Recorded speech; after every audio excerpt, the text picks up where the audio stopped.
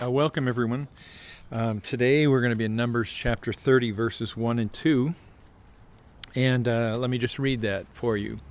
So Then Moses summoned the leaders of the tribes of Israel and told them, "This is what the Lord has commanded. A man who makes a vow to the Lord or makes a pledge under oath must never break it. He must do exactly what he said he would do." So, how does that relate to Jesus? Well, Jesus actually picks this up in the Sermon on the Mount in Matthew and uses it. But what Jesus is doing, I think, in the Sermon on the Mount in chapters 5 through 7, and especially in this one part where he talks about oaths, just like Moses did. And the oath, according to Moses, if you really wanted to make a point, you would make this oath based on God or on Jerusalem or the temple, and that was supposed to really make it special.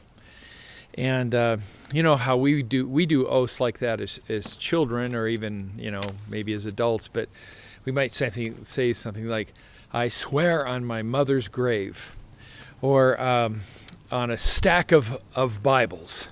"I swear on a stack of Bibles." Or maybe we just make an everyday statement like, "Well, to be honest with you," and then the person says what they're going to say. And Jesus says, all that equivocating, all of that adding on to things, all of that is unnecessary, especially if you are always speaking honestly from the heart. So he says in chapter 5, verse 33, "Again, you have heard it was said to those of old." Now he's going to quote what we just read in Moses. "You shall not swear falsely, but shall perform to the Lord what you have sworn. But I say to you, do not take an oath at all, either by heaven, for it is the throne of God, or by earth, for it is his footstool, or by Jerusalem, for it is the city of the great king.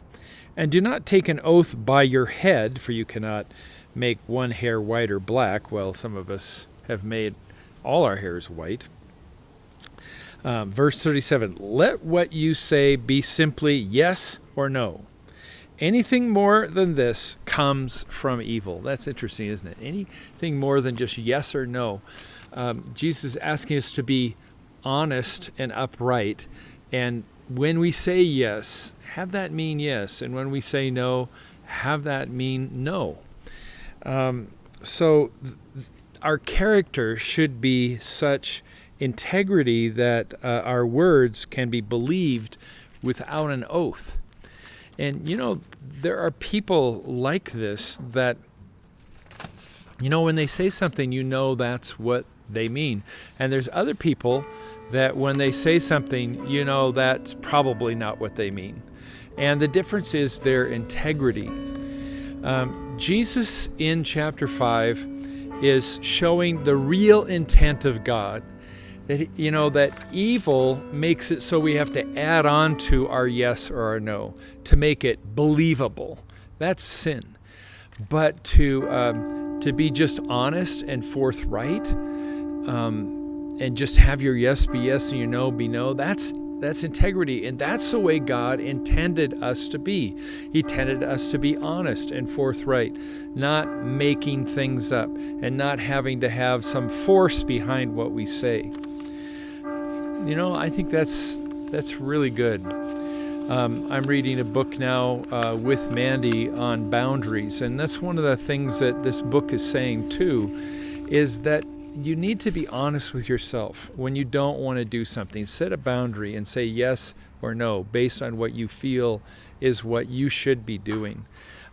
Don't be afraid of people and maybe say yes when you really want to say no. Let your yes be yes and your no be no. And people will respect that. And people will come to know you as a person of integrity, as a person who can be honest. That's an important thing for us to do. You remember in the old days, the German farmers around here would shake a person's hand, and that's all they needed was the person's word, because it meant something. And that's because that is what God wants us to be, is our word means our word. Jesus takes it to another level. Moses is equivocating, trying to make it possible for these people to live with the sin that they have, but God in Jesus is showing us what God's intent really was, and that is for us to be honest and have integrity, and have our yes be yes and our no be no. Hope that helps in some way today. God bless, and take care.